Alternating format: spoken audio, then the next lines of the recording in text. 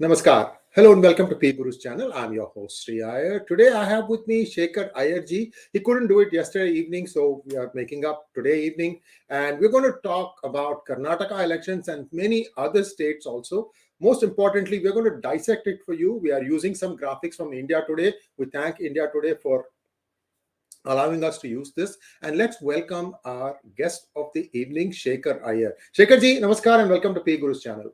Namaskar ji. Thank you. Shekhar ji, the first question that you asked, is Modi over?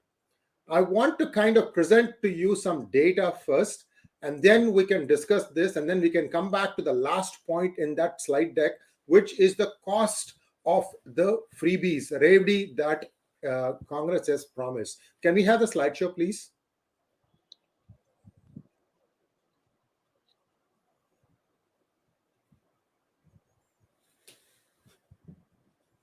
Just one second.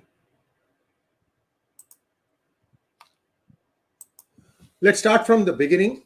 So we are looking at various castes. Whether we like it or not, you cannot get away from this arithmetic, because this is how we believe this election was decided. We believe the big mistake that BJP did was to unseat 𝘉𝑒𝑑𝑢𝑟APPA. No specific reason was given. I think that was the big blow for BJP, from which they never recovered. Plus, Mr. Bommai's lack of charisma did not help. So here are the caste-wise breakup. We are going to kind of go through this fairly quickly so you have an idea for where things stood, who voted which way.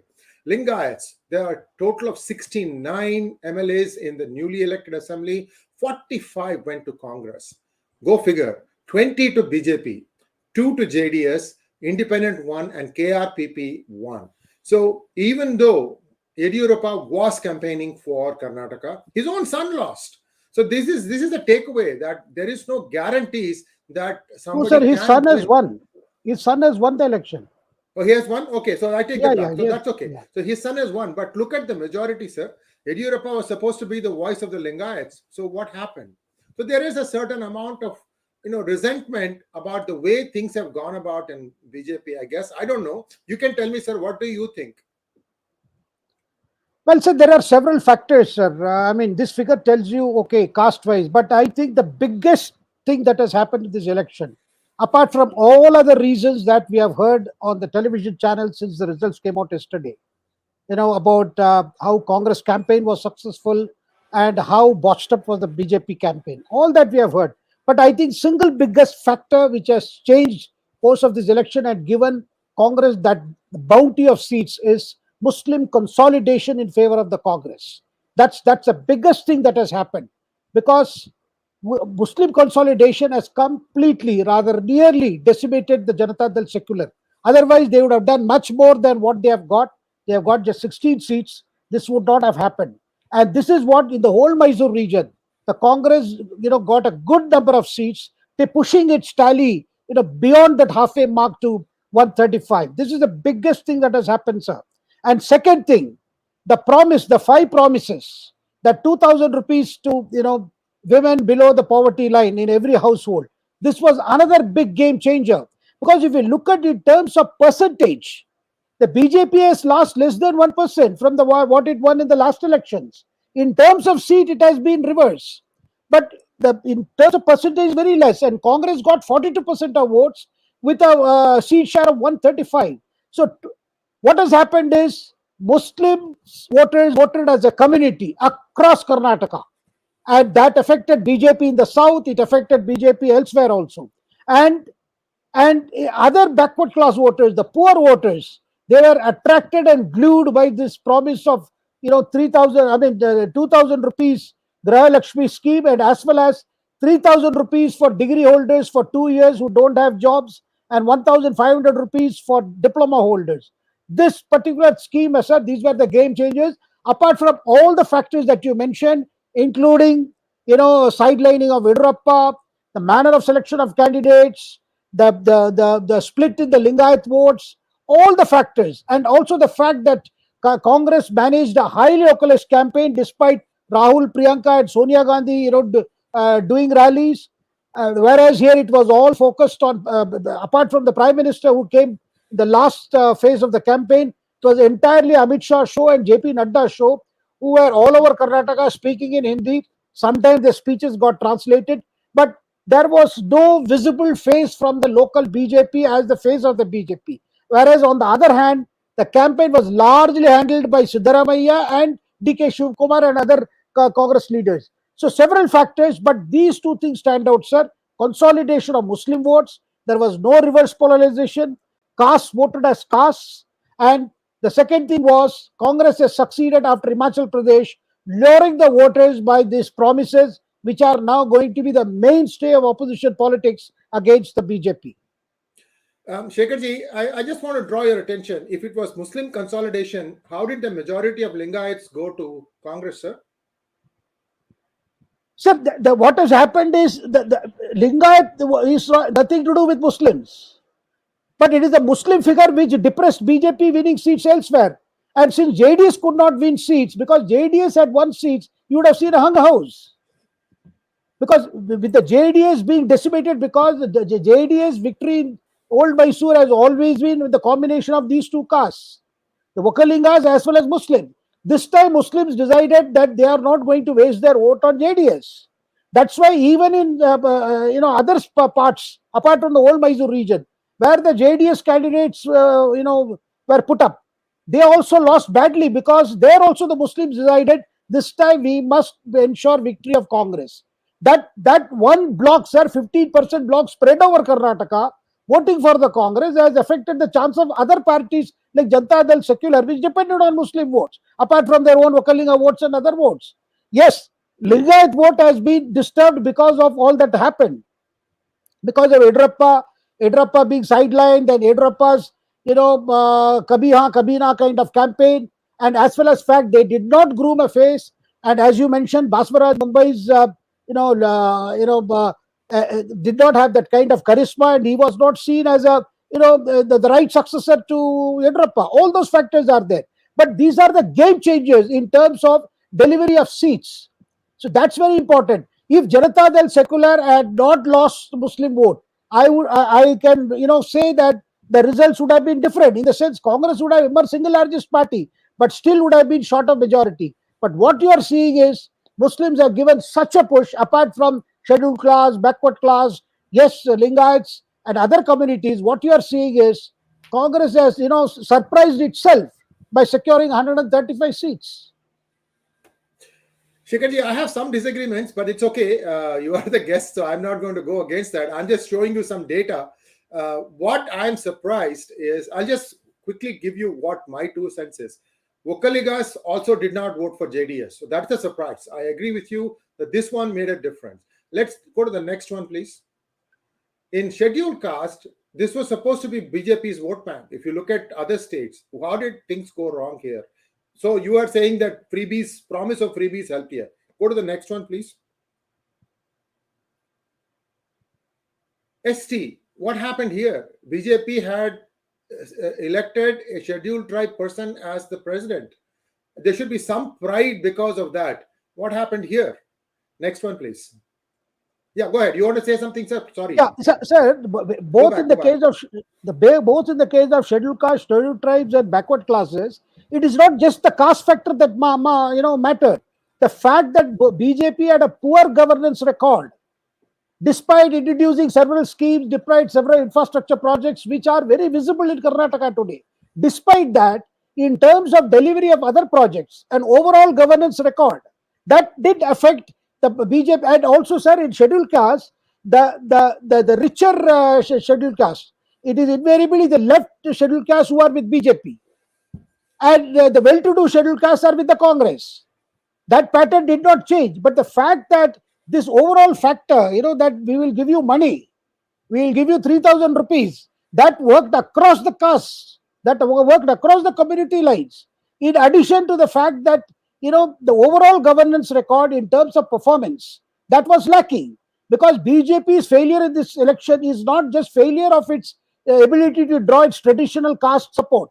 It is also to do with the overall impression that the BJP government in Karnataka has not delivered as was expected in terms of governance. So where the governance is bad, no matter who comes to campaign, even the Prime Minister cannot put all the coaches back on the track. That's the big lesson coming from Karnataka. Because the overall impression is, in terms of corruption, in terms of delivery, there were things lacking. And apart from that, on the hand, you have Congress, which has been in the opposition and which is promising change.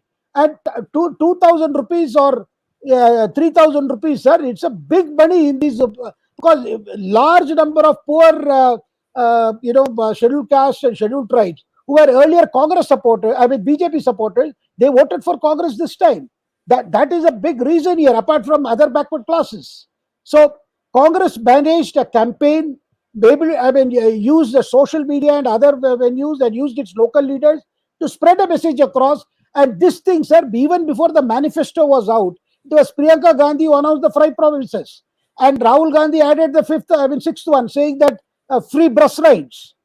So you can see that Congress managed several things well. Rather, they ticked the boxes right on several matters. Whereas BJP overall governance record was bad. The corruption thing was looming large. There was huge anti-incumbency in terms of performance of ministers, and a lot of arrogance had kept in the way BJP leaders were dealing with common people. And also, when it came to corruption, complainants had cases against them. The overall atmosphere was such where it was felt, despite Prime Minister Modi talking about corruption, in terms of ground, on the ground, I think the BJP had a severe image issue and they did not address it. I repeat, they did not address it. Had they addressed it, say, beginning with some action, the overall thing could have been changed, but it was too late. So one can see that apart from the caste issues, in fact, I would say, in terms of, if I were to list the reasons, the first thing I would say is, the failure of BJP in large parts of Karnataka have to do with, one, the collapse of the JDS because of the reasons I mentioned, too much of centralization in terms of campaign, selection of candidates. Many new people were brought in who were not well known. Out of the 72 new faces, only 16 got elected. Rest all lost the election. And also the last minute reservation, sir, the break in the reservation, giving, abolishing the Muslim quota, giving some to, splitting it between Vokalinga and 𝗤𝙧𝙤𝙬, and trying to change the, castes available, the benefits available within the category. That also created fears among certain sections of Dalits, which also affected, because there was last minute confusion. And sir, the decision to abolish Muslim votes, that actually, got the Muslims to immediately, come to the Congress aid, because they felt, sir, unlike in Andhra Pradesh, it was the Andhra Pradesh High Court ruled on a petition and quashed the Muslim quota. Here it was an executive decision, whereas Muslim quota has been on in Karnataka for the last 15 years. I think it was brought in during Devaraj Ur's ministry, and following, I think it was the Ramalinga committee which went in to talk about backment of the Muslims, and the quota was brought in. So something that is on for 15 years, at least a similar strategy could have been adopted, where the High Court would have come in.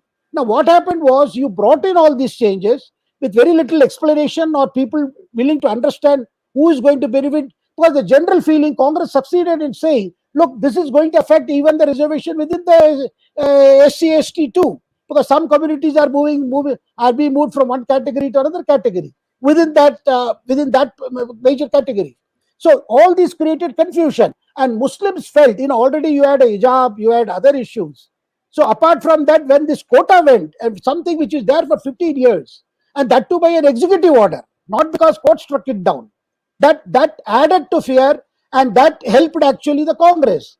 And the counter polarization which the BJP expected by Bajrang Dal or anything did not actually happen, because other communities voted in terms of community, in terms of individual, but others did not do it. I think this is the major thing that has happened, sir, in Karnataka. The reason is, and the very fact that BJP could not, project a strong leadership. After Yediyurappa, even Yediyurappa's thing could have been better handled. At least he could have been kept till the election. Okay, if you are going to do away with Yediyurappa, you could have created prepared the ground for a projection of a new leader. That did not happen. And Basavaraj Bommai was chosen by Yediyurappa. Incidentally, he was chosen by Yediyurappa more because Yediyurappa felt that he would be doing his bidding. Whereas Basavaraj Bommai, over a period of time, was seen as rather a proxy for the central BJP. Precisely, taking dictates from D.L. Santosh, who was the BJP General Secretary organization. Today, there is a lot of resentment in Karnataka BJP over where the central BJP, particularly one or two leaders, were running the show there. This is one. And somewhere along, the Lingayat community felt let down. I agree with you, Shreya, on this, that they felt all these things did not, and that is the reason why. And Congress this time, went out of its way to woo the Lingayat voters. Even talked of a Lingayat CM. Of course, that is not going to happen now. And so polarization, a kind of that BJP sought got backfired, whereas the polarization on the reverse side that happened, and also corruption allegations stuck, sir, throughout. I mean, there was nothing they could do about it. And also, the overall anti-incumbency of the fact, you see, 11 or 12 ministers have lost this election. And in ticket distribution, as I said earlier, the role of the central leadership was being questioned. And overall non-performance, and coupled with this, with all these things, collapse of JDS, and also the Congress, got its priorities right. And the Congress promises made a lot of inroads into the rural areas. And they use social media. I believe this time Congress has used the social media very well rather than the mainstream media. And so what one can see is there are several mistakes which, and the fight which is now coming out between DK Shivakumar and Siddaramaiah was sort of capped, in the sense both realized that we must get the party to come to power. So all these things, apart from the fact that 40% corruption, no matter whether it is true or whether it is exaggerated, but the basic thing is, I think BJP needs to have more local leaders on the ground, more present local faces, rather than a JP Nadda or an Amit Shah doing campaign in Delhi, and I mean campaign coming down from Delhi. And Prime Minister, of course, Prime Minister got traction. Prime Minister till commands votes. I mean, there is no doubt about it. But that will be in a different election. That will be Lok Sabha election. We saw it in 2019, after 2018. Maybe we could see it again in 2024. But the fact that a lot of things was not all right in terms of the way BJP went about this election. And I think it's a repeat of what happened in Bengal. Bengal, same thing.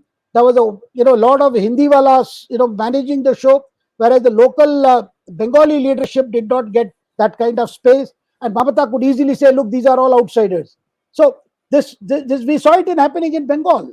And sir, North India and South India are different, because when it comes to North India, maybe a micro level of management probably works for BJP in some states. But when it came to Karnataka, I think it did not work. Let's say, just look at the swing away from BJP. They retained 43, so that's 41%, and they lost 59%, 53 to Congress and 8 to others. So this is the overall picture of what happened to BJP. Can we go to the next slide, please? This is yours, sir. This is where the bill to the exchequer is going to add, assuming there's a big assume here, that INC will come through with their promises. Shekharji. Well, Shreya, whenever we hear these fairy tale stories, once upon a time, and the story says, thereafter they got, the prince and the princess got married, or the prince and the lover got married, and finally, everything went off well. This is not going to be, because what's going to happen from now on, sir, we look at the statistics that's available. If you just take one scheme, that 2,000 rupees Graha Lakshmi scheme, that's going to cost 30,000 crores. And in terms, it's going to be 12.5% of the expenditure budget. Or if you take the question of 200 units of free power, that is going to work out to 14,000 crores. Sir, I understand when initially Priyanka made these promises, Siddaramaiah was surprised. Siddaramaiah, being a former finance minister of Karnataka, a chief minister himself, he has also been a little wary of promising too much and short on delivery. He has been worried about that. So when the promises were made and she began clicking, then this caught on. But the fact remains today, if you look at these figures, these will be total itself will be 50,000 crores. Now, how are they going to do it? And the pressure is, before Lok Sabha election, they have to implement some of this. Now, in neighboring Tamil Nadu, we are seeing they are going to start implement this 1,500 rupees to women, to the women householders. I mean, women in every household. That's going to be from September. It's going to start in September, because they also realize before Lok Sabha, they have to implement something. So, sir, but this is the formula that they are going to follow, sir. They did it in Himachal, promised abolition of old pension scheme, new pension scheme, and bringing back old pension scheme. There were several other promises. Same thing they are going to repeat, because opposition parties, particularly Congress, has taken leave from parties like Aam Aadmi Party. You promise somehow get the BJP out, then we will sort it out later. So this is, they are promising the moon. They are this kind of, virtually a dole system, which means at the end of the day, they will not have money left for renewal of infrastructure, on spending on education facilities, on healthcare. They would not have money for that. They would again, for the next till the next Lok Sabha election, they would blame the center. They would say Modi ji is not giving us money. Prime Minister Modi is not giving money. So their strategy is clear: win the election at cost. And sir, given the rural distress we are seeing, promise of money, promise of lump sum every month is an attractive offer for any voter in Karnataka or in any other state. This is something I feel, despite Prime Minister's reservation to follow suit, this matter, BJP, the cadres and the leaders, state leaders will apply a tremendous amount of pressure on the BJP central leadership to come up with some schemes like this. Otherwise, it will be very difficult to face the opposition in the Lok Sabha elections. Sir, I have one overarching disagreement with you on this, sir. 80 crore Indians are getting free groceries for the last 2.5 years, or even a little bit more than that. 2020 March, 3 years, and going in another year, they are getting free groceries, right? So to say that the below poverty line has not benefited from this, I can't agree with that, sir. There was no questions asked. It doesn't matter whether you are a Muslim or a Hindu or a Christian or a Parsi or a Sikh or a Jew. Everybody got these things. The below poverty line was the demarcation line. So they all got these things. I'm just giving you counterpoints, Shekharji, because I am hinting at a fundamental flaw, not just in BJP, but also in Congress. The lack of democracy at the lowest levels, whether it is panchayat level, taluk level, district level, or the state level. They need to elect their leaders, not somebody from the center. This is how this is going to go wrong. Have we keep saying that South is different from North? Because the literacy is more, the awareness is more. They have put reliability coefficient on every leader, sir. What that means is, if the guy says 1, he says 10 things, only 2 things he will do. That is a reliability coefficient of 0.2. There are many with 0. See, they know that in Himachal Pradesh, they got nothing out of all the promises. Yet these guys went and voted. I don't think so, sir. This is just my personal observation. Feel free to rebut me, sir. No, sir, it's not rebutting. What I'm saying is, sir, they have got benefit from this. But at the same time, they want more. And cash is a very attractive thing, because all other things, sir, see, whatever the center pays goes either through DBT, direct benefit transfer, where it comes to subsidies or farmers getting that amount before the harvest, Samman Nidhi, Kisan Samman Nidhi, all that direct benefit transfer. And this is comes in kind. Already center has promised 10 kilograms of rice, wheat, whatever food grains to the ration card holders. But apart from that, this new thing, 2,000 rupees on hand, money which is coming to your hand, that's the kind of money people want. Cash, they don't want kind. I mean, they have kind, but in addition to, in fact, center scaled down what they were giving, because earlier total they were getting 15 kilograms. Now they have reduced it to 10. Now here Karnataka Congress has promised 5 kilos more, because what the center had cut down, because those were finding way back to open to the open market, because the average family could not consume 15 kilograms of rice or whatever. That is one thing. Now the second thing is the fact that the money is there. People want money, and cash on hand is very attractive. So that is the reason. It is not that they have not benefited. They have benefited, but they want more, and parties are luring with them. I mean, parties are luring it without thinking of the long-term cost. Sir, once you start a scheme, you can't stop it. Now, for instance, this unemployment dole, 3,000 rupees for a degree holder for 2 years. Now, what happens after 2 years? If he has not got a job, he will expect the money to continue. Otherwise, there will again be unrest. Now, this kind of money can end up going to Tasmak or to nearest drug peddler. One doesn't know. But this is a problem which I think parties are inviting in order to win in elections. Because once you start giving this, no party then can stop it. Sir, I think there's much to learn and show, but you haven't answered my basic question, sir. That is that basic democracy is not there now across India, across parties. This delegation and appointment from the top is not a good thing, sir, because what you don't understand is at the lowest level of dynamics, there are born leaders. These leaders know how to take those that voted against him to take them along with them. That leadership is missing, is what I'm trying to say. That was there up until 1947. It started disappearing from 1967 actively when Indira Gandhi put loyalty to her as the premium. Right. So this is what I'm kind of discouraged about India, that this is a democracy, but it is being done from a chosen few. And that is not good. And now we're coming to the next question. Is Modi magic over? Your thoughts, sir? Well, sir, Modi magic will not work where it, unless the state leadership has delivered. If it has been in power, it has delivered on governance. Because if it is an opposition party, maybe it works more, because then there is you are promising to perform. But where you are in office, where you have been in power, like in Himachal Pradesh, or it worked in other states like Uttarakhand or Uttar Pradesh, where the performance record was much better than what the previous opposition parties had done. And also in the 5 years that before the election, they have had something to show, like Yogi Adityanath in Uttar Pradesh. But when it came to Karnataka, the BJP's performance record was such that double engine sarkar, single engine could not pull the failed engine.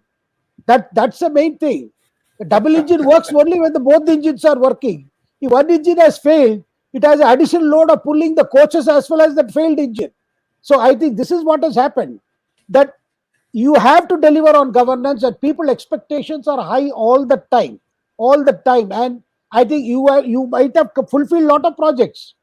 Lot of those centrally sponsored projects have shown result in Karnataka, but people still want more. I think that's a big message coming out from Karnataka. If you have had a bad record, and sir, BJP, the expectation from the people in terms of curbing corruption from the BJP is more than from the Congress.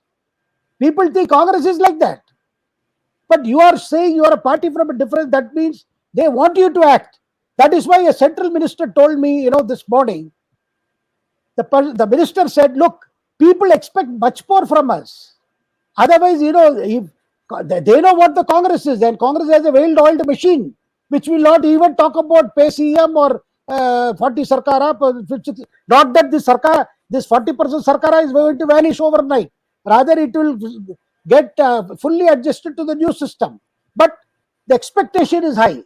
When you have promised a good governance, when you have promised good deliveries, if there are shortcomings, and if you are not seen as acting on the complaints, which is what has happened in Karnataka, that means you have, it's a double whammy. I mean, you can say, well, Congress gets away. So it is like this, sir. A good student in the class, if you were to get low marks, the teacher would be more harsh on him than the backbencher. If the backbencher were to do well, everybody is, oh, great, he's also started studying. Sir, one observation. Can you tell me, it's now 2 or 3 years since Mr. Yediyurappa was eased out of the chief ministership. Can you give me one reason, or the real reason why he was moved out? So the reason was the government was slacking, number one. Number two, his family, kith and kin, were seen to be totally involved in odd kind of fixing deals. I mean, I'm very sorry to say, Yediyurappa is the face of the BJP. He has done so much for the BJP. But the fact that because of his, growing years, he was unable to control his kith and kin. I am told his Sambandhi, everybody were in this business of fixing things. So much so, there was a lot of, bad vibes about the way the government was functioning. Apart from the fact that he was a Lingayat leader, he commands Lingayat loyalty, all that, in terms of the corruption had got leap and bound. It had a lot to do with the way this government was also formed. They had to take all those turncoats. Turncoats were made ministers. They were into a killing as if there was no tomorrow. And that is what has happened. That brought a lot of bad name. And if you look at if you compare the original BJP leaders and the people who came in, 15, 16 of them who came in, and BJP was helpless, because for the sake of winning power, Sir, this is also a bigger lesson. If you have shortcuts to power, those shortcuts will cause short circuits. So that is what has happened. Shortcuts will cause short circuits. One interesting study, viewers, you guys can send us by way of comments, is of the 15 or 16 that jumped from Congress to BJP and then they became MLAs and ministers, how many contested this election and how many of them won? If you could just give us that number, that will be useful, because it will be useful to know how much people remember all these things. So I think we have kind of analyzed Karnataka quite a bit. The reason I even brought up Mr. Yediyurappa was you said that one engine had failed, right? I'm just thinking if this could have been a little bit alleviated. There is certainly anger, sir. There is certainly anger at the way Yediyurappa got treated. Because people, whatever you said may be true, sir, but people are saying that what is the difference? Now Shivakumar's brother will become very active, his son will become very active, his daughter will become very active, his people who are close to him will become very active, both sexes. There is no difference. So this is what people will say also. Anyway, I'm just I'm giving this thing. But certainly my 2 cents is, if you don't have that inner party democracy, then what happens is you are getting more and more reliant on the top person, and the top person is not going to create magic every time. That's not going to happen. In fact, you and I know that there are lots of flaws in the way the Modi administration has gone about post-COVID. They completely ignored their real vote bank, which was the middle class. I'm the only one keeping on telling that, look, you did not help the middle class during the COVID time. You wiped them out of their savings. And that is going to have its own, reverberations. Don't see, this is the thing that BJP does, sir. You didn't touch on this. They take the Hindu vote for granted. That has been proven wrong. That has been a lesson. You have to, this needs to be, he needs to put it in the poster and wake up in the morning. Don't take Hindus for granted. That is my 2 cents, if you ask me. Sir, there were, where the campaigners of the candidates, when they took up these Hindutva issues, candidates feared, reverse mobilization and polarization. They told these people not to raise these issues until, the Bajrang Dal ban issue came up in the manifesto. Before that, the message was, let us not rake up these issues, apart from the coastal districts. Therefore, they were constantly, I have seen videos where, leaders are stopping their own party leaders from don't talk about these issues in areas where they thought that they did not have influence. Definitely, sir, Hindus do not vote as Hindus. I mean, and where they do, the things are different. Whereas other communities, particularly Muslims, when they are very angry with a particular political dispensation, they do tactical voting. We have seen it in the north. It worked during the times of Mandal politics, where a Mandal party had to only get the support of the minorities to get corner maximum number of seats, whether it was Bihar or Uttar Pradesh. Even today it happens. Take the success of RJD, or wherever Samajwadi Party is doing well. It's a combination of an OBC, the dominant OBC community, and Muslims. But in Karnataka, what has happened is that kind of thing has not been possible. And the fact that 15% of the population decided this time, I mean, probably they were angered over hijab or whatever. And sir, let us not forget the role of SDP in this. They withdrew their candidates. They claimed that they would put up candidates in 200 places. They reduced it to, I think, 21 or even less, because they said, oh, this time Congress should win. So the effort was the BJP should be defeated. That was the common objective. So in polarization also, I think you have to be careful that you don't trigger something which doesn't work on your side and ends up working on the other side. Well, a lot of stuff again. For what do you think is going to happen to Congress in 2024? I also believe lack of action against some of these Congress leaders. Shivakumar, sir, P. Gurus has written 4 or 5 articles. How much of corruption this guy used to indulge in. And his own bagmen have turned approvers against him. The cases are still stuck in CBI and ED courts. They haven't acted on this. See, these are all things. You see, now you're making somebody bigger than his size. He was nothing but a bagman. Now suddenly he says, oh, he funded the Bharat Jodo Yatra, he did this, he did that. Suddenly this guy is larger than life, and who knows if Siddaramaiah doesn't get the post, and or if Siddaramaiah and Shivakumar are the contestant, typical Congress way is to bring some third person, weaker person, and say, you shall be the chief minister, so that they can control it from the center. Same thing BJP also did, sir. So let us not say that BJP is a better governance party. Go ahead, sir. Iyerji, you have to be little considerate toward DK Shivakumar at this juncture. He is the first leader to weep, to cry, seeing his party's victory.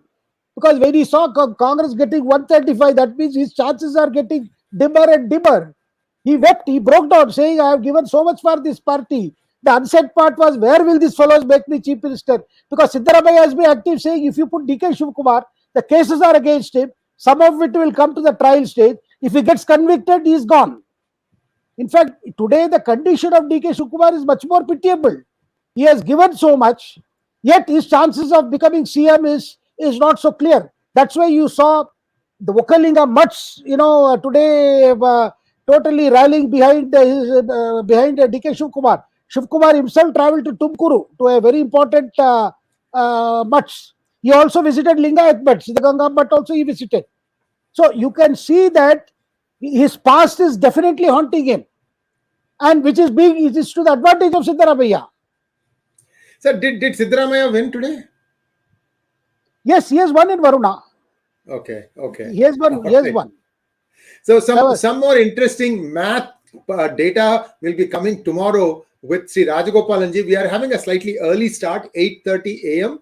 tomorrow with Delhi R. Rajagopalan. Some of you have been very snide in your comments that Rajagopalanji says everything, nothing comes true. All those questions you can ask tomorrow when he's online, so that we'll continue with Shekharji here with our conversation. So I just wanted to put that thing out there, because we want to really analyze this. This is a serious problem. If the BJP doesn't wake up and smell this time this is coffee. Karnataka is coffee land, not tea.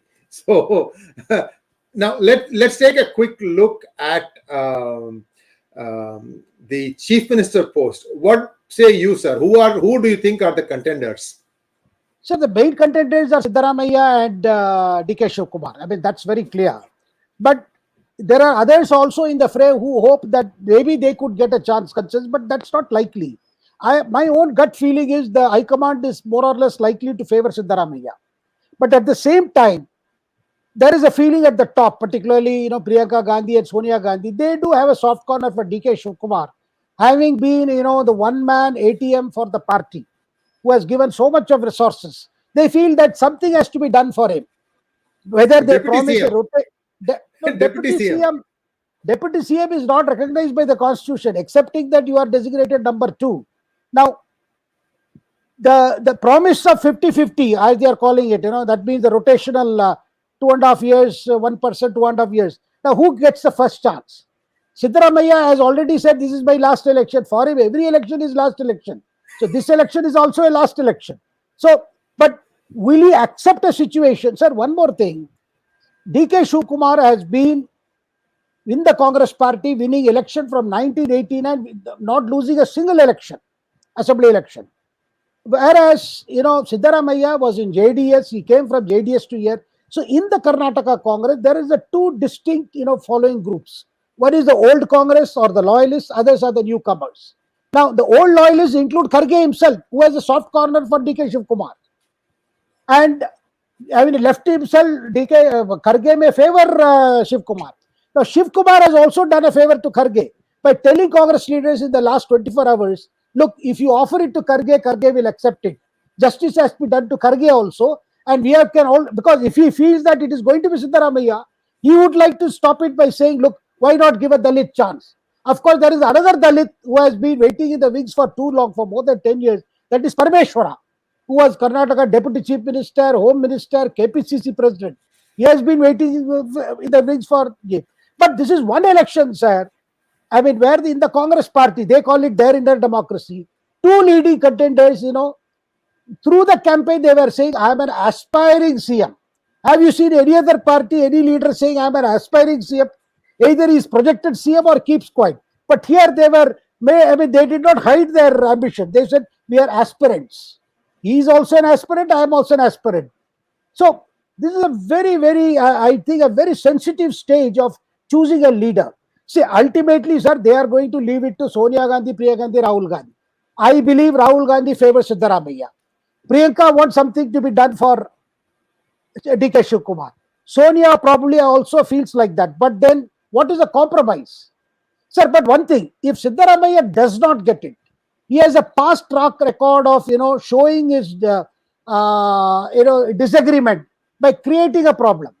Because that is how Kumaraswamy government felt. Because he had to stay out of that government. He was supposed to head a committee, a coordination committee, which never took off. And he waited for the Lok Sabha elections to end, where the BJP did so well, winning 26 out of the 28. And then you saw, 25 out of the 28. And after that, you saw the government collapse. A lot of the people who left Congress and came to the BJP side under Operation Kamala or whatever, a lot of them were original Siddaramaiah supporters. So if Siddaramaiah does not get a chance, which I think is may not be, may not happen. Rather, he may be given the first shot at the chief ministership. Siddaramaiah is not keep quiet, because he is not a traditional old Congress leader. Whereas DK Shivakumar can be persuaded if Sonia or Priyanka were to follow. But at the same time, we have had for the last 2 days quotes attributed to DK Shivakumar that I am no Sachin Pilot. In the sense, I am not going to, suffer like Sachin Pilot, who was promised chief ministership by Priyanka Gandhi, and is still waiting. Now he's a leader who is walking in the scorching sun in Rajasthan against his own government, against his own party, as well as Vasundhara. Viewers, I'm sorry if we are talking more and not going to give time for you to ask your questions. We're going to take all the questions today. I will persuade Shekharji to stay back a little bit if it takes a little longer. There's a very easy way to solve this thing. Call the legislative party meeting, have them, both aspirant CMs, let them make their pitch, and then have an open vote. Don't let the central command decide. This will be actually working in favor of Congress. I'm telling, not that Sonia and Priyanka and Rahul are going to listen to me. I'm telling them, show that you are more democratic. Show that this is what needs to be done in a democracy. Why do you care? You have come to power. Both of them will give you your mamul. Money, hafta is going to come. That is not going to be no different whether it is Shivakumar or Siddaramaiah. At least show that, look, we are the real protectors of democracy, especially in the light of the statement that Rahul Gandhi made in London. It will be a huge hit, sir, if they make this kind of stuff. Although they need to think a little bit more in terms of like a bigger picture. I don't know. So the breaking news is that already the Congress Legislature Party meeting, which met in Bangalore this evening, has now left it to authorize the AICC president, that is Mallikarjun Kharge, to decide. They handed over it to him. Saying that these are all stage managed, sir. These are all stage managed. We know the case of Veerbhadra Singh when he won some years ago, a decade or 2 decades ago, when he won, he just said, look, the meeting has been convened and they have elected me CM, and he just sent a notification to central head command. He wasn't going to take any nonsense from the center. So that is how it should be done, sir. State has a leadership that needs to be recognized. Anyway, this is just my 2 cents. Let's go to some questions. I know you have to. Next questions, please. Bharani Chandar wants to know, how much of impact will Karnataka have on 2024 elections? Do you see this as a good learning lesson for BJP? And what about the other state elections in 2023? Will it go Congress or BJP way? Sri, please give your view. First, go ahead with Sir, this Karnataka has given a lot of oxygen to the Congress. There is no doubt about it. Now, will it help in Rajasthan? Will it help in Madhya Pradesh? Will it help in Chhattisgarh? Well, the answer is yes and no. Because Rajasthan, Chhattisgarh, Madhya Pradesh are in the region where BJP is also equally strong. And in the case of Rajasthan, BJP is in the opposition. In the case of Chhattisgarh, BJP is in the opposition. In Madhya Pradesh, they are in power, where there are problems again because Shivraj is serving his 4th term, Shivraj Singh Chauhan. Now, the other thing is the rise of the Congress, rather a kind of a rejuvenation of the Congress, because it has won A, will have to transform into a rejuvenation of the party in all over the country, which is a tall order. That is one. But it has a wake-up call for the regional parties. Now, what happens to the opposition unity? Because opposition unity so far was Congress being what it is, the condition it is, prior to the Karnataka election results. The idea was that all parties should now gather and try to accommodate wherever possible the Congress candidate, so that the grand formula of one candidate against the BJP or nominee is possible at least in majority of the 543 Lok Sabha constituencies. Now, with this Congress in a new mood, that it's also warning to regional parties that they can't take Congress for granted. Of course, Telangana is not an election where Congress is very hopeful, where BJP is the main opposition. But again, if there are voters in Telangana who are unhappy with TRS or BRS, and there also the minority vote is a big count, but will they dump TRS easily? I'm not sure. But BJP, because they are already taking out a yatra now, which is called the Hindu Ekta Yatra. BJP has launched a yatra in Telangana called Hindu Ekta Yatra, where they want to unite the entire Hindu groups or all the Hindu communities. That yatra they have started. Now in Rajasthan, of course, Congress itself does not have a hope of a return. Rather, they are hoping that they are out to kill each other, in the sense where you find Rajesh Pilot sniping at 𝗜𝙧 and Ashok 𝗜𝙧 sniping at Sachin. Of course, BJP's problem is Vasundhara Raje, who is an albatross, in the sense they cannot easily remove it around their neck. They can't do without her, but with her also the old problems remain. But she was also a person who gave a very handsome verdict in the previous elections. So that's going to be difficult. Now, how much of Congress revival is possible? Because I understand that there is already a talk and murmur started that Rahul should return to take over the Congress presidency. Probably he will, if he wins, if the Congress party wins in Madhya Pradesh, Rajasthan and Chhattisgarh, comes back, like he did in 2018. He became Congress president only after these three states, the Congress party displaced BJP and came to power. So similarly, what you're going to see is it's going to be a mixed bag for the Congress. Definitely, it's a good news for all those who hated Modi, all those who wanted to see some defeat for the BJP in some state. They are all in jubilant mood. But how does it translate into rejuvenating the organization at all level? Sir, one more thing the Bharani sir has asked is, will the BJP learn lessons? I am sure it will, because it is a personal setback for Prime Minister, no doubt, because he has not been, the question is, how much of his party could pay attention to this problem? Why did they look askance at when there were complaints of corruption? Because when the Prime Minister talks about corruption at the national level, there are many voters who feel that he is speaking with conviction. But when it comes to states like Karnataka, why did the BJP leadership fail to act? So henceforth, in the next 10 months, the BJP government at the center, BJP leadership should appear to be not at all compromising on the issue of corruption. Because many cases, what happens, sir, the Hindutva has taken precedence over fighting corruption. And many leaders who are seen as, because they belong to the Hindutva ideology, or somewhere along they are tolerated, despite huge complaints against them. That has to be corrected. So it's an open situation where things can turn either way. But definitely Prime Minister is not a person who will ignore these results. He will take it very seriously, because there are a lot of warning bells ringing in this, after this election. I don't have anything more to add, guys. I think I've talked too much today. Guest was Shekhar 𝗏𝘗𝑔, but I talked a lot today. So you kind of know what I'm talking about. The social media has been the biggest benefactor of BJP/BJP since 2013. How did BJP fail in this? Sir, there has been a misunderstanding of the 2014 elections, that BJP won through social media. Yes, social media added to, supplemented or complemented the main campaign on the ground.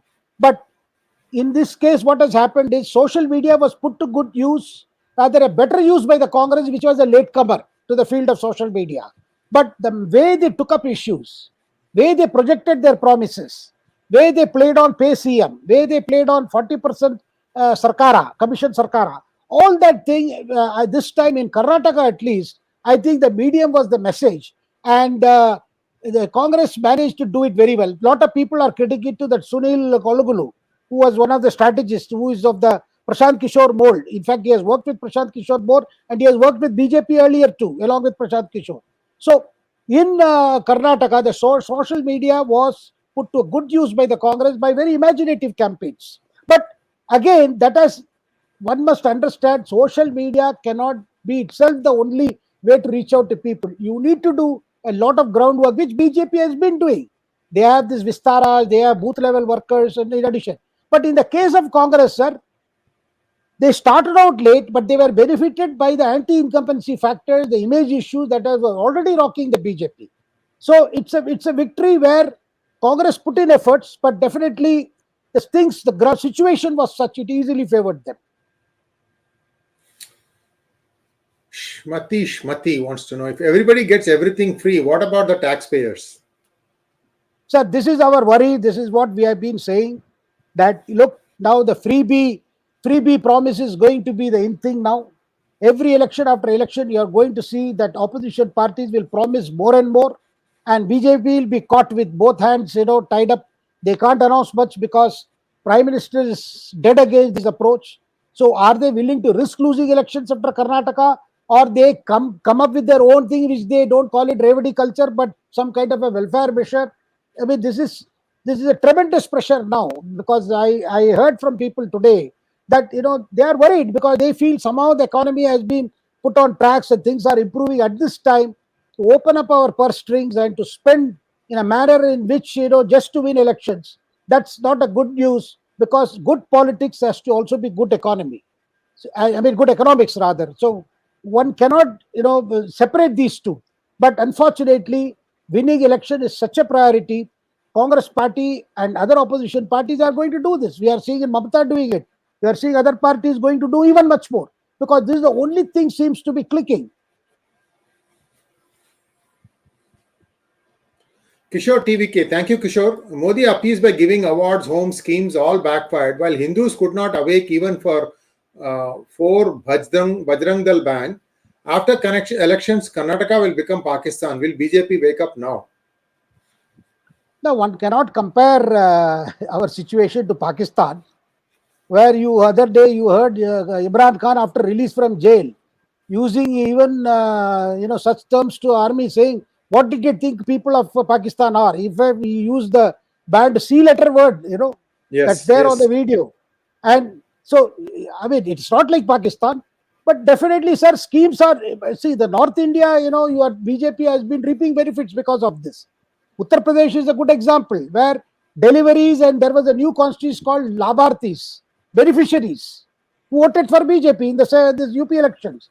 Now, in Karnataka, I think, sir, we cannot compare how the BJP has performed in, how the BJP government has worked in Karnataka, Uttar Pradesh and Karnataka. See the civic results in Uttar Pradesh, which continues to show that Yogi government has been delivering on all fronts.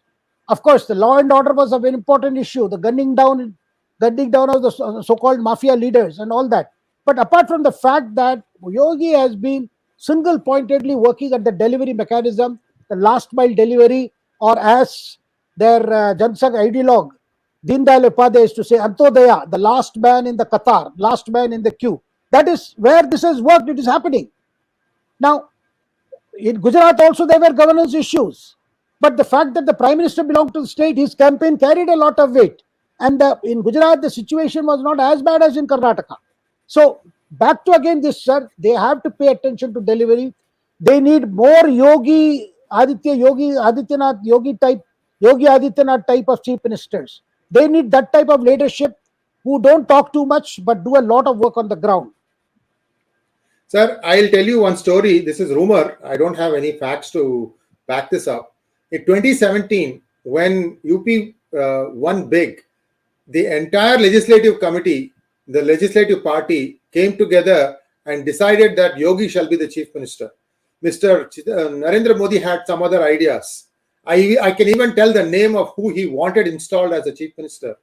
But Mr. Yogi Adityanath actually told him, please come to my swearing-in ceremony. It wasn't that the center was deciding. You can take whatever you want. This is the story that I've heard, and that tells you, this is the important thing. The legislative party, elected party, they are being stupid and asking the center to say, you take a vote. It is in your hands, guys. You guys were on the ground fighting for it. Why should you let somebody else decide who your leader shall be? That is stupid. This is just 2 cents, sir. I mean, that tells you that he knew what he was doing.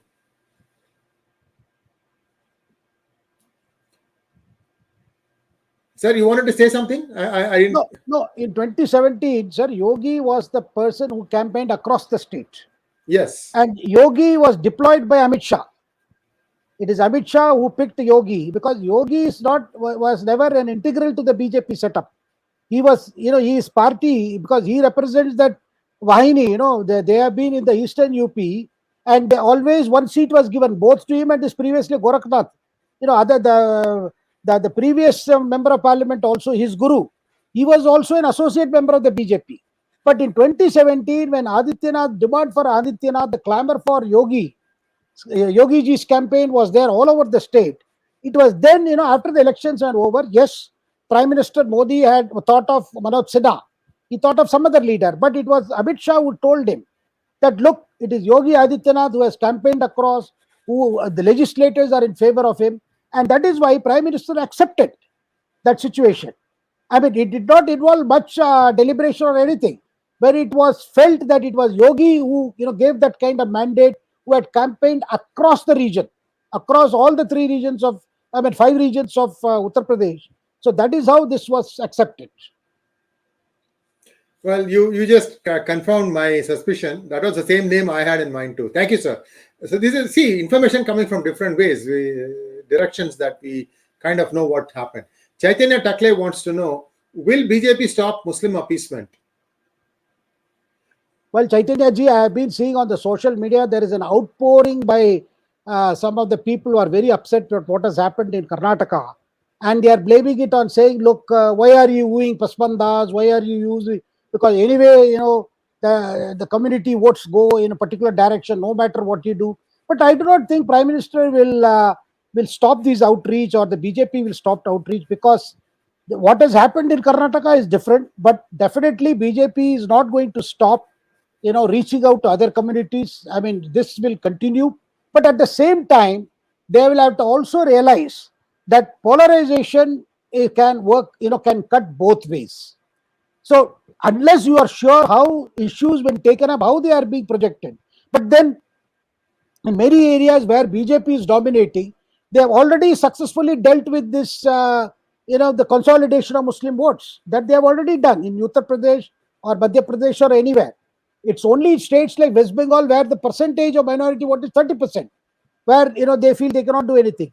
But overall, I think there may not be big change in the overall tactics of BJP, but at the constituency level, at the very ground level, there could be changes as to how to how to go about in tackling this factor.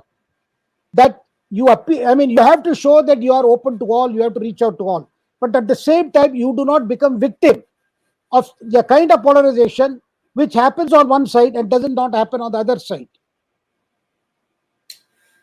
Well, next question. Chanakya Arthashastra wants to know, the BJP ruling government in Arunachal Pradesh since 2014 is losing its grab due to a lot of corruption and state civil service exam. Is this the end of BJP in the largest state of Northeast India? Well, sir, what is happening in Manipur has already got the BJP very worried as to a state which returned BJP to power. And this problem, the ethical problem that has started, ethnic issues like Kukis versus Meiteis and then versus Nagas. It is worrying in some states, but corruption, as I said, sir, BJP needs to show that it is willing to act against its own people. Because this campaign by the opposition, that they are being targeted on issues of corruption only because they belong to the opposition. And like Mamata, said that BJP is like a washing machine. You put the corrupt inside, out comes the clean. So that kind of thing, they have to do much more. They have to show, look, when it comes to corruption, there is no compromise. I think the Prime Minister may think on this. There could be more crackdown. There could be more resolute action on corrupt, no matter which party they belong. I think that is the only way BJP can salvage its shortcomings in this regard. Otherwise, it's going to be difficult, because this has been a constant campaign that we are targeted because we are in the opposition. Because all these leaders, sir, whether it is Tejasvi Yadav, Lalu Prasad Yadav, all these people, KCR, DMK, all that they claim they are victimhood. Whereas corruption cases have to be proceeded, they have to be proceeded in a very strong way. Today we have a new CBI director, Prakash Sood, has been chosen. Prakash Sood was, till today's announcement, was the Director General of Karnataka Police. You would recall DK Shivakumar had come out against him, saying that he is pursuing cases against opposition leaders. He is known as a very good officer. So you're going to have a new CBI chief.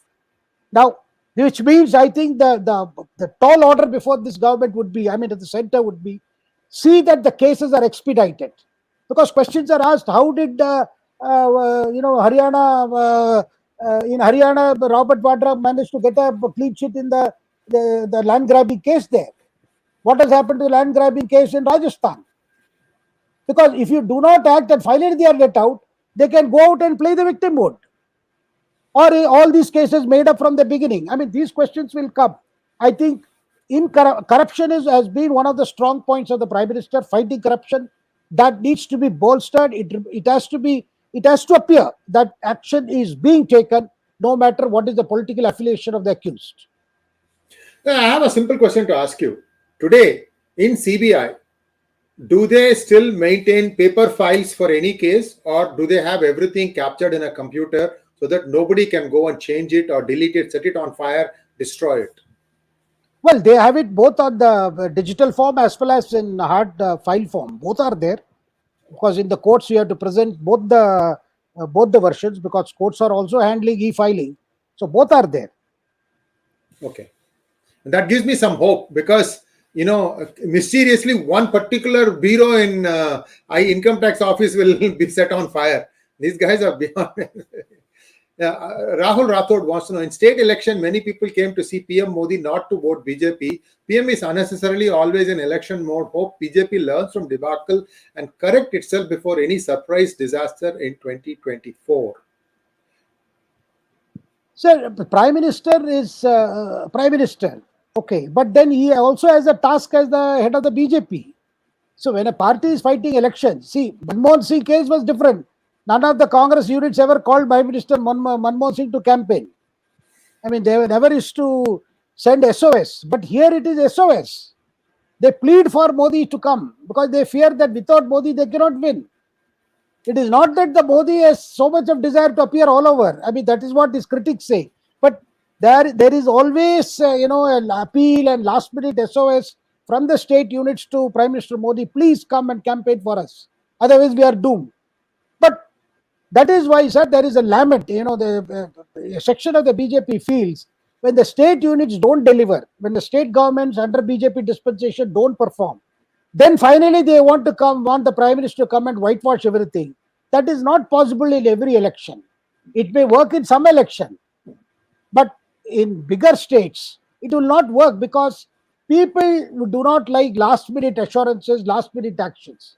There was one case they acted in in Karnataka, where the chairman of that Mysore soaps, his son was caught taking money, and then he was removed, and then the cases were registered against him, and he was a BJP MLA. But that kind of cosmetic approach would not do. You have to keep the vigil, and for heaven's sake, when the complaints come, act on them, take it seriously, show to the people that, sir, complaints can come for political reasons and other reasons, but at least when, as a chief minister or as a head of the government, when these complaints come, the authority must be seen acting without fear or prejudice, without any favoritism.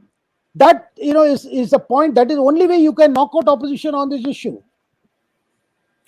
And Rahul, if I could just say, I just want to add one little thing. And Rahul, Prime Minister Modi did a genuine attempt to try and align the state assembly elections along with the national elections. In fact, it was that way till 52 and 57. I think even 62, most states went together. See, after that, you can see a deterioration in the governance, because in 59, Nehru dismissed the CPM elected government in Kerala. Indira Gandhi was the president of the party at that time. See, what I'm trying to say is the Modi did moot the point that you should have state elections to align with the central elections. But for that, he needed a majority from both houses, and many of the opposition parties were not willing to do that. So this is, I would say that he did do his best to not be in this election mode all the time. People don't want to do it because they were afraid that if there is a Modi wave, then they will get washed out even in the state assembly elections too. See, it should be like in US, rain or shine, every 4 years you have elections. First Tuesday of November, every 2 years there is an election. Every 2 years, because congressmen get elected every 2 years. India needs to change fast in some of these things, because don't give too much time for people to just sit there, because that's how corruption also breeds. I'm unshakable. You can't do anything to me. That feeling should never be there. And it includes anybody. That's my 2 cents. Kamalak Shenoy wants to know, sir, did Congress win or did BJP lose in Karnataka? Is a win because of BJP or despite of BJP? Good question. Very good question. Well, BJP did lose, one would say. And if BJP lost, it means Congress won. Of course, Congress also did a lot to win. As you know, as our discussion the past 1 hour would have indicated. So it's both ways. But definitely, this is an election. BJP could have fought better. BJP could have governed better. BJP could have delivered better. That's the unfortunate story for all those who supported BJP in this election. Bhargav Bablu wants to know, there is a sense that Nitin Gadkari is being sidelined, neglected. Should BJP consider Nitin Gadkari for a proactive role in election campaign / strategies? Well, sir, Nitin Gadkari ji is busy with the infrastructure task that has been given there. He has been overseeing several important projects that are underway. And I don't think Nitin Gadkari himself ji would be willing to, get disturbed from, because a lot of projects have to be delivered before the Lok Sabha elections next year. So there are several projects on the pipeline. He has been monitoring day in and day out. And it must be said to Nitin Gadkari's credit that despite, reports about his being sidelined or anything, he has taken his work as the highways minister quite seriously, and he has been at it right from the beginning, and he has followed it with some kind of a passion, no doubt. And I don't think Nitin Gadkari at this stage, nurses any ambition to return to party work, because there is a task before him. This is the portfolio he wanted, and he has been at it. Next question, please. Kartikeya Sharma wants to know, Kartika, thank you. There is a belief that whoever forms government after Karnataka elections fails to form government in Lok Sabha. This is since 1998. Your views? Well, many BJP leaders believe this, but we did see it happen in 2008. Belief is not something. You have to still work for it. You have to work for it, no doubt. Yeah. But it has happened because, sir, people of Karnataka tend to vote differently. When it comes to assembly elections, they are looking at who will deliver them in the state. When it comes to the Lok Sabha elections, ever since Prime Minister Modi, came, they have been voting for Modi. We have seen it they gave good results in 2014. They give even good results in 2019. So there is a still hope, and BJP would also work for it, because this 10 months of Congress rule will have its own anti-incumbency issues. And when it comes to parliamentary elections, the people of Karnataka have shown that they can make a choice, unlike in other states. One thought that just occurred to me, sir, before we sign off. If BJP is really serious about playing the game on the same terms as the opposition will play in 2024, my humble suggestion, stop the free groceries today. Okay, there will be a hue and cry, we don't have it, because you can always turn it back on near the election time. At least what you will have is some savings. You have to build a buffer to be able to play that out. This is a risky call, but because, see, what Shekharji says makes absolute sense. Rupee is stronger than 1 kilo of rice that is going to come guaranteed, because they can't sell the rice. Everybody else is getting the rice, so they can't sell it. So this becomes a little bit more compelling. So you need to do something like that. Some jugaad has to be done by the BJP, in my opinion, sir. Thank you so much. Today I had very record viewing, and people kind of are angry also. They are angry that, despite doing all this hard work, BJP has really not, been paid the recognition that it is due. I completely agree with everybody who says that, Modi has done tremendous amount of work. I mean, even getting a Vande Bharat Express like thing where you had opposition throwing stones at it. What kind of demented mind is this? So that kind of stuff, you are dealing with it day in and day out. To be able to still come through and deliver is an achievement in itself. BJP can also just sit quiet and then throw some freebies at the end of the election time, come back to power. That is not the point. The country has to progress, and I think he has done that. Anyway, that's my 2 cents, sir. Thank you once again, Shekharji. If you have something to finish up, then we can, please feel free to say so, sir, and then we can finish up. Nice, sir. Thank you very much. I was just reminded, when you said Modi ji should stop this free grains now. It reminded me of a different kind. When M. Channa Reddy was Chief Minister of Andhra Pradesh, I was told there was an occasion when those days the hotels were classified A class, B class, C class, and the rates were fixed for a plate of idli or for a plate of dosa. I remember the restaurant owners and hoteliers went to Channa Reddy with a note saying that they wanted those prices to be revised. And accordingly, the note was sent to the Chief Minister, and apparently it was made clear to the Hoteliers Association that they better make some payment so that this note is approved. Apparently, they could not agree on amount, and hoteliers were reluctant to make the payment that was demanded from the Congress party. So, what the Channa Reddy is supposed to have done on the note was note not approved. I mean, it was then not approved. Then apparently hoteliers realized that this is serious, they think cannot get moving. Then apparently whatever had to be done, Dandam Pitaka, Dakshana Pitaka, and it was done. So all that Channa Reddy had to do was add a E to the not approved, and the note was approved. I'm talking of the good old days where things were written on files. He was actually a medical doctor by profession, pretty smart man, as a matter of fact. So he actually defined all this Revdi politics. Note approved and not approved, only addition of a word E. So letter E, right. That you can always do something like that. I mean, this is on the lighter side. Thank you, sir.